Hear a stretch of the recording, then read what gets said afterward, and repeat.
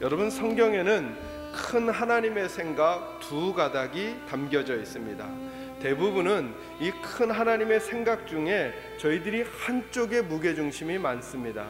예를 들면 어떤 쪽에 무게중심이 많냐 하면 어떻게 구원을 받을 것인가, 천국은 어떤 곳인가, 믿음 생활을 잘한다는 것은 어떤 것인가, 교회는 어떤 것이고 성도는 교회 안에서 어떤 은사들을 받고, 이런 이야기, 소위 말하는 영적인 이야기에 대한 부분들의 무게중심이 많이 갑니다. 맞습니다, 여러분. 성경에 하나님의 그러한 가닥의 생각이 담겨져 있습니다.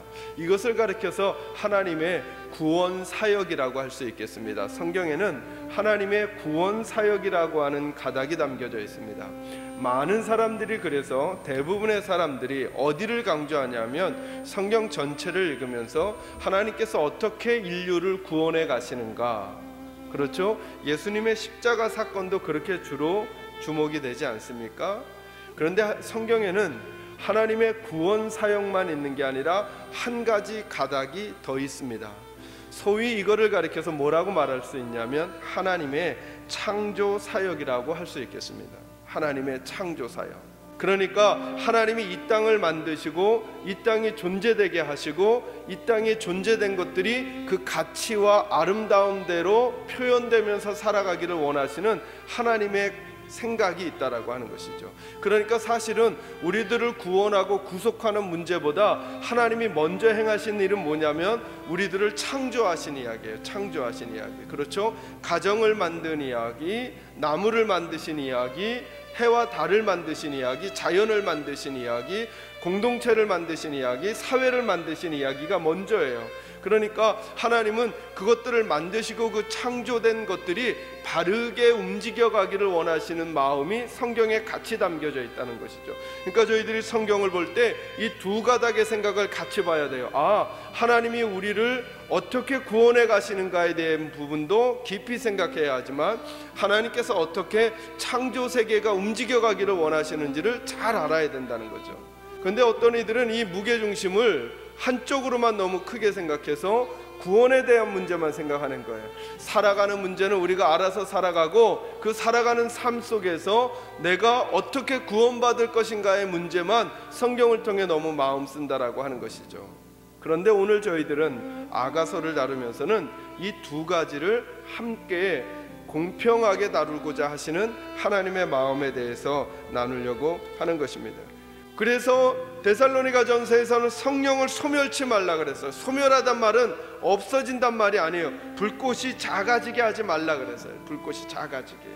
이걸 작아지게 하지 않으려면 우리들의 노력이 필요해요. 상대방에 대한 존경과 배려, 용납과 그리고 의지적인 노력이 있어야 이 불을, 처음에 우리 가슴에 불이 떨어지는 건 기적이에요. 여러분의 남편과 아내를 딱 보고 사랑하게 된 것, 그리고 그 감정이 생긴 것, 이건 기적이에요. 기적. 그러나 그 기적을 열매로 만드는 데는 우리들의 구체적인 사랑의 실천이 필요하다는 거죠.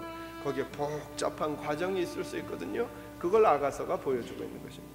오늘 저와 여러분이 하나님께 드려야 될 최고의 선물은, 사랑은 뭐냐면 저와 여러분이 더 하나님 앞에 순결해지는 거죠. 깨끗해지는 거죠.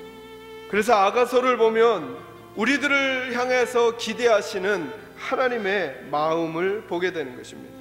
그리고 하나님께서 우리를 어떻게 사랑하실지를, 그래서 여러분 솔로몬의 이 아가서에 보면 이 솔로몬이 계속해서 여인에게 집중합니다. 계속해서. 지금도 하나님은 저희들에게 집중하고 계십니다. 여러분 한 영혼 한 영혼에게 집중하고 계시면서 저와 여러분이 그 하나님에게 다시 집중하기를 원하고 계신다라고 하는 것이죠. 여러분, 저와 여러분이 하나님께 보이는 사랑은 충성에서 오는 게 아니에요. 여러분, 아내에게 충성하기 때문에 사랑을 보이시는 분이 있습니까? 여러분, 사랑이라고 하는 감정에는 충성으로 설명할 수 없는 설레임과 따뜻함이 있어요. 설레임과 따뜻함. 나는 하나님께 충성 봉사할 거야. 하나님께 충성 봉사를 결단해서 하나님께 사랑을 보이는 게 아닌 거예요. 오늘 어쩌면 저와 여러분은 아가서가 가지고 있는 그 가슴 뛰고 설레이고 뭉클뭉클하고 그랬던 그 마음이 사라져버린 게 더 문제인 거예요. 그래서 하나님께 봉사하는 것도 요구가 되어져 버렸고 하나님께 헌신하는 것도 결단이 되어져 버렸어요. 여러분 사랑을 시작할 때 저와 여러분의 마음을 한번 생각해 보세요.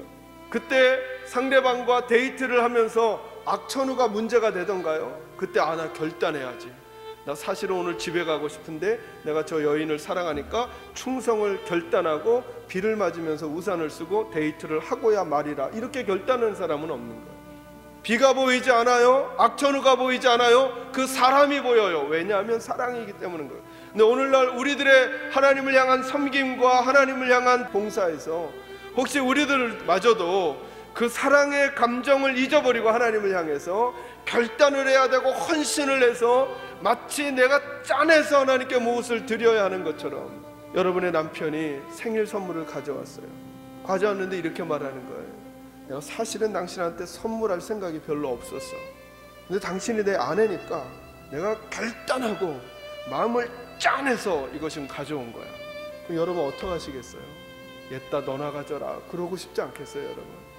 물론 그게 다이아 반지며 그래도 받아야 되겠지만, 우리가 그렇게 혹시 하나님을 사랑하고 있는 것은 아닐까?